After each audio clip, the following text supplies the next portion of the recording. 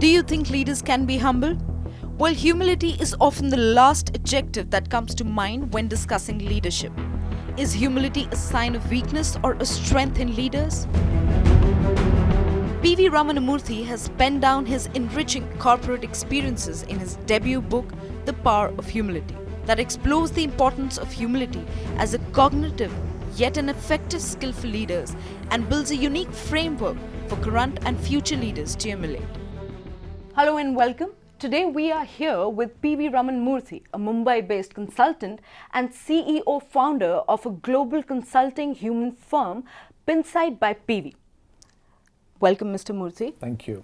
Thank you for talking to CNN News 18. Thank you very much. Thanks for having me here. Dr. Murthy, leaders in the current generation and 21st century are often expected or are generally possessing traits like aggressiveness, intensity, and grit.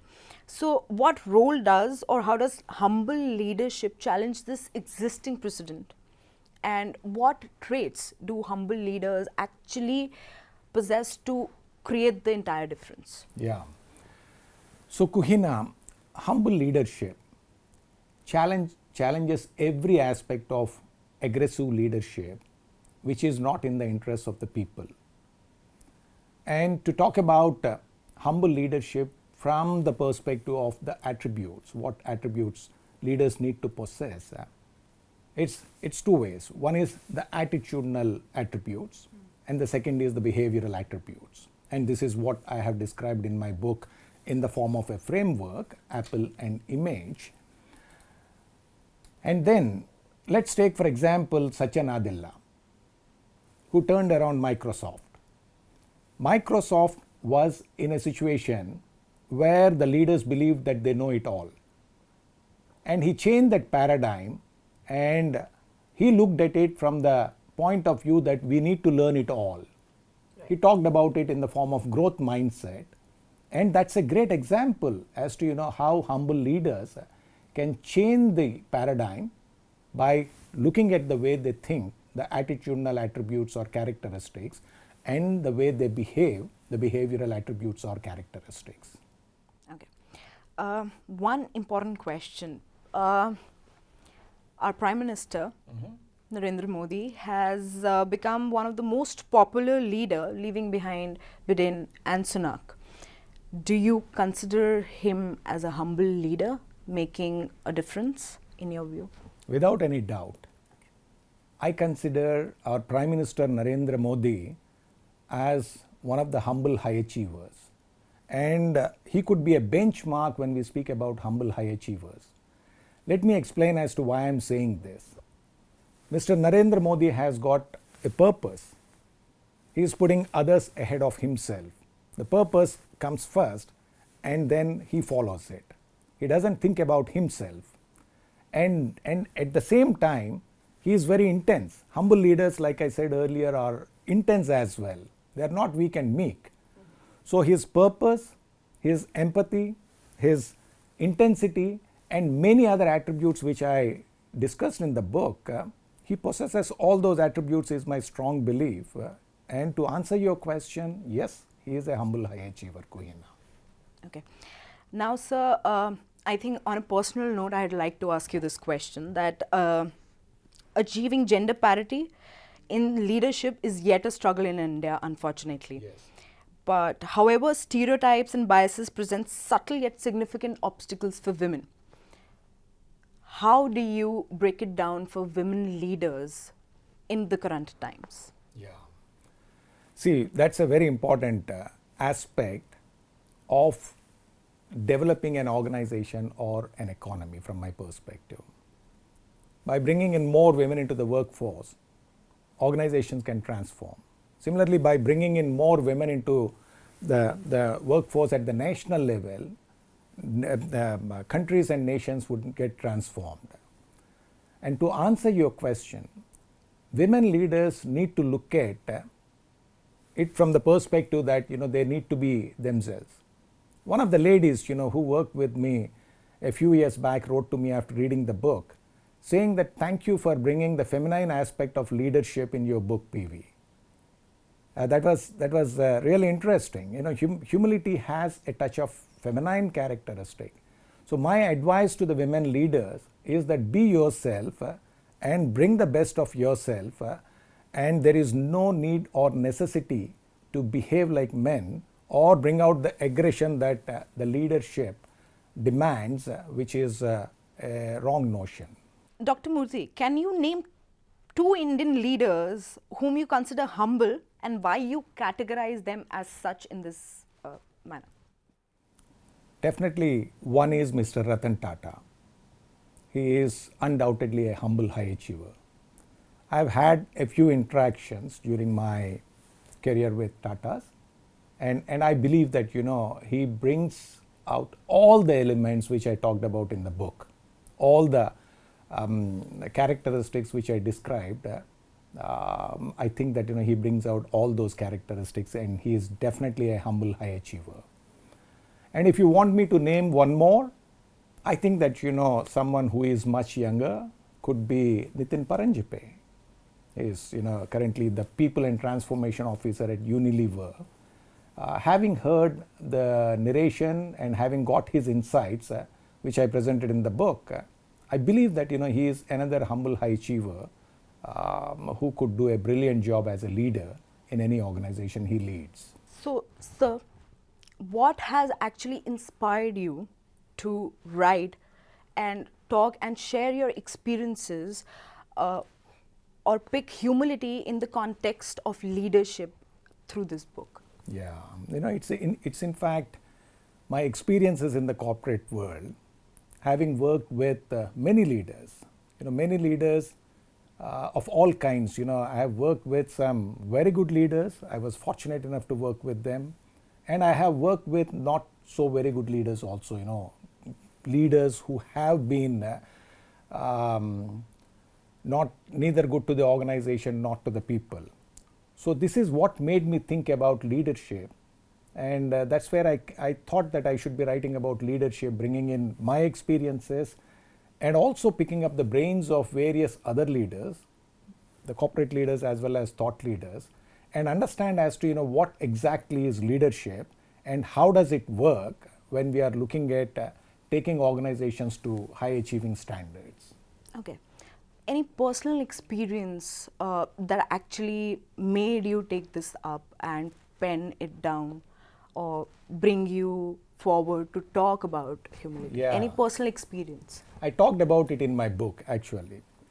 One of my childhood experiences with my dad, with my father, when we both went to meet my father's very senior officer, the divisional railway manager. That experience, you know, when I was 11 years old, this happened and it remained in my mind. So it troubled me initially. I thought about it. I didn't understand as to what was the reason for the kind of behavior the leader, where my father and I were present. I couldn't understand as to, you know, why that leader exhibited that kind of behaviors. And throughout my corporate career as well, I kept on inquiring or observing the behaviors of leaders to understand as to, you know, what drives the leadership behaviors and similarly what drives the leadership thinking. So this is what remained with me, and I could say that that was the genesis of my journey on leadership thinking. Well, this incident brings me to the next question, that often humble people are interpreted as a blend of weakness, shyness and meekness. Now, can these leaders really, these kind of leaders really inspire their teams, or they're just looked down upon? Yeah, no, I want to break that myth, and that's what I attempted doing in this book as well. Humility is not weakness, meekness. It's not at all a weakness. Humility, on the other hand, is a strength, and this is what my research proved in the book.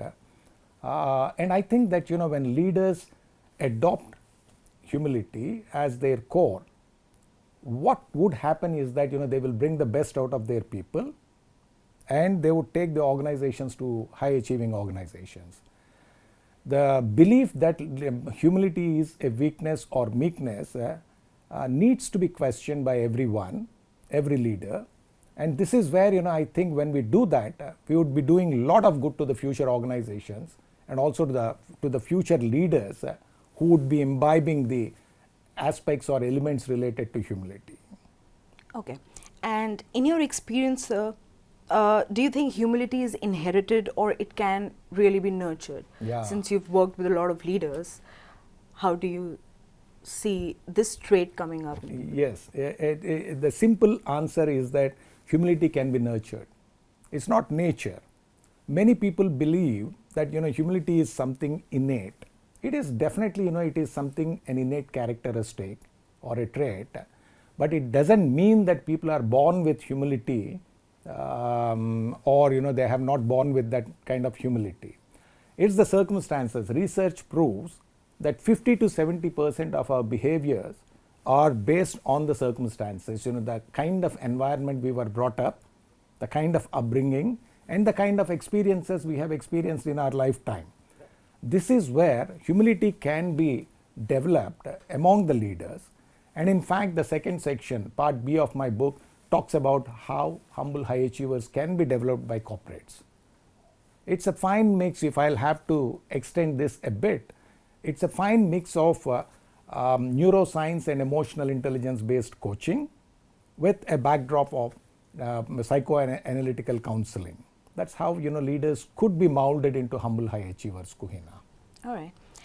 Dr. Murthy, leaders in this era, in the 20th and the 21st century, are often expected, or the trend so far looks like that the leaders are expected to be very aggressive, very compassionate, intense.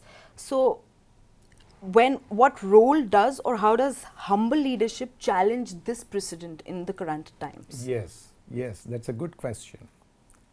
Leadership has taken different dimensions. Leadership is very often seen as achieving your targets or tasks, irrespective of the emotions or the feelings of people you are leading. Leadership by definition is leading all others. A leader's responsibility is to lead the people whom he or she leading. If that is the case, if somebody, a leader, is showing aggression, the wrong kind of aggression, humble leaders are also intense. It's not that humble leaders are weak or meek, they're also intense. But at the same time, the intensity inspires people to achieve more. It's not that kind of aggression which puts down people and which makes people lose their confidence. And in fact, one of the ladies recently told me after reading this book, she said something like, I worked for a manager, and during that particular period, one part of myself was silent. It was a profound statement from my perspective. When leaders are aggressive, what happens is one part of people who work for the leader, it goes dead. It becomes very silent. And look at that particular aspect. If you are not getting the best out of people, if you are not bringing the best out of the people who lead, that can't be categorized as leadership. This is where the answer is humility at the core of leadership, where you have the purpose and also where you show the intensity to achieve that purpose that inspires people to achieve more. Okay. So since you worked with a lot of people around across the globe on international grounds as well, in your view, being humble in the society definitely comes at a cost. But in your view, can humble leaders really make a mark and become successful achievers? And if yes, what are the actual qualities they possess that can take them further or that actually define or make the huge difference? Yeah, that's a profound question, Kuhina. The simple answer is yes. And the transformation need to start now. Thank you so much, Dr. Murthy, Thank for you. joining CNN News 18. For my viewers, I'd like to suggest them to grab their copy from the nearest bookstore and understand how humble high achievers are rewriting the rules of leadership.